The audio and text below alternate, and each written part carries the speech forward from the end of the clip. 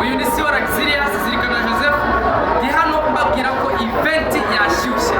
Event ni kimwe mu bintu byinjiza amafaranga menshi kandi cyane muri industry yacu ya network marketing.